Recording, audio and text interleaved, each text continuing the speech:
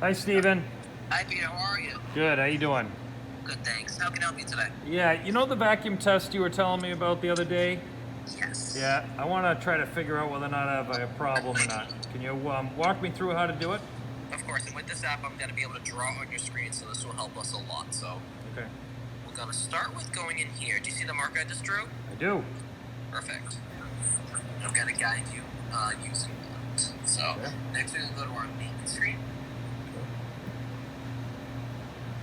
followed by our static check screen. Perfect. So, this is your static check screen. This is your set point up here.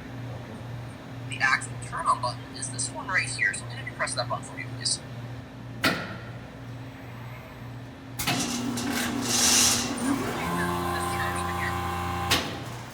So the center one is our main concern one.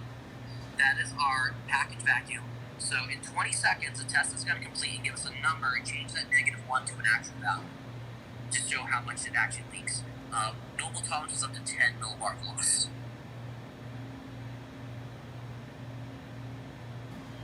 And you only have a 3 millibar leak. Your system is very healthy.